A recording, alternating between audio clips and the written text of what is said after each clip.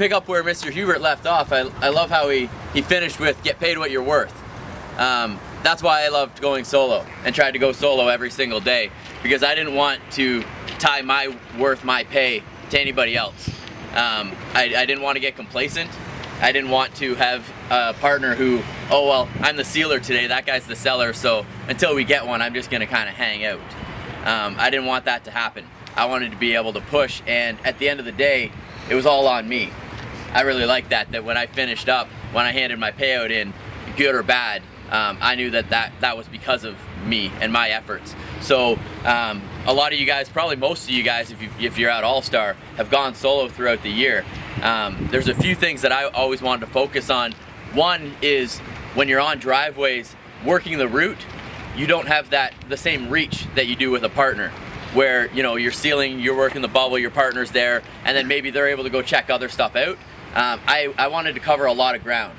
So one thing that I use that I talk to our team a lot about is not going back through crescents and ports and stuff a second time necessarily when you haven't finished your route, but I always run back and take a look down streets is one thing. Like if I came out one end of a crescent and I'd been up there for a little while, I'm gonna kind of run back down main roads and just look down streets and cherry pick some doors, recognize houses where people are and they weren't before. So I'm not gonna hit the route again, that part of it, but I want to be seen a lot. I want to run around a lot.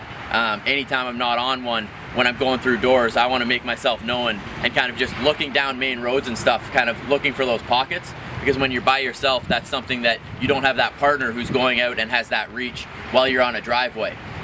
While you're on a driveway and working the bubble, that's one thing I really liked. Obviously, as we've spoke about all week, people recognize us. They know us, they know we're sealing driveways, they know we do aeration, that kind of stuff.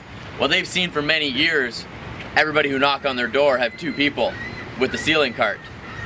So that's one thing you can do to build value in yourself, is the fact that you're an expert, you're a professional, and that's why you're able to go out as solo. And not only can you build value in yourself that way, but you can explain to them that they can obviously get a better deal based on that. That the company's only paying you to do the job, not you and a partner. So because of that, they're gonna get a better deal and a better quality application. So those two things, and then once you're on the driveway and going through it and talking to the neighbors, I always like to work the bubble a couple houses at a time, rather than having neighbors watch me kind of work the entire bubble. And sometimes you'd even get one, but the guy across the street doesn't know that you necessarily just closed that sale. I want to hit 1 or 2, 3 doors at a time.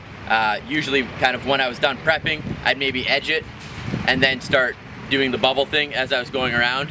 And one note that I just wrote down before I got up to is how important eyes and ears are.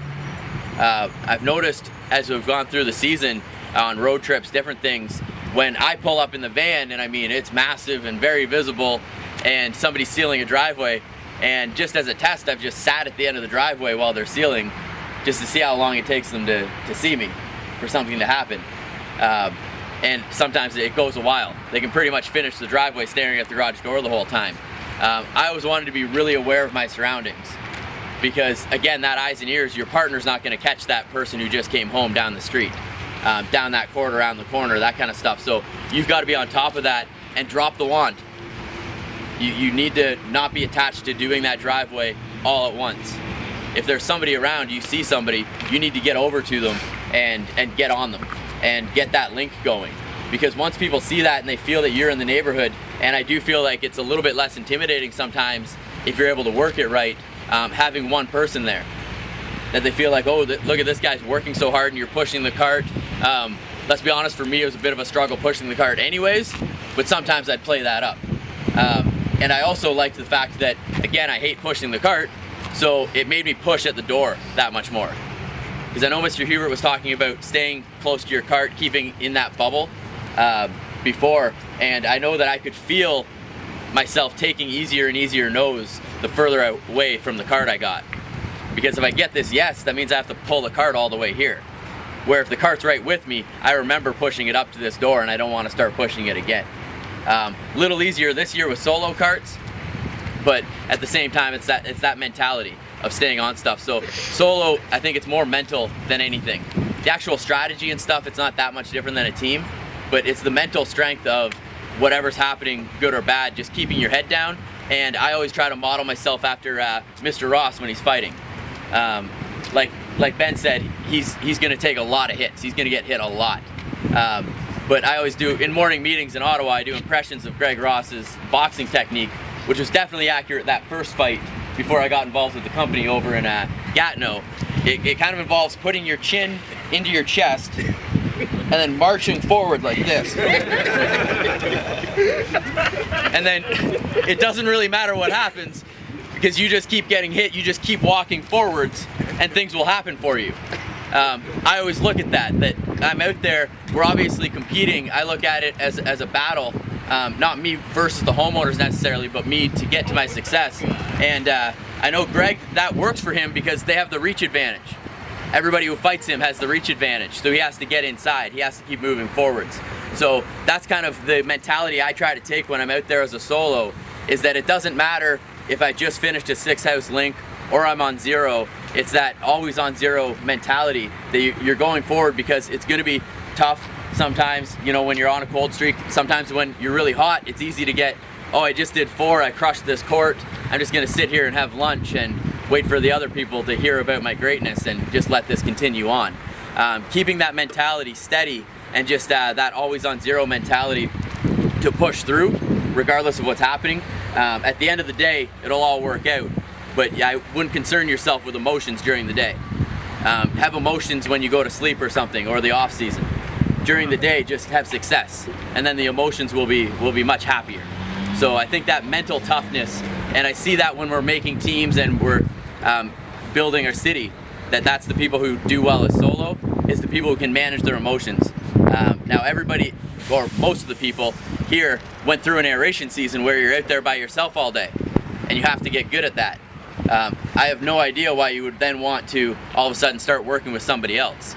Obviously we can have some huge days together, we do the partners thing, but I want to be out there with me, and I want to slap everybody around. And again, I don't want anybody. I remember there was a day when I worked as a worker in Barrie where Dan put me with this guy, Ray Kerr.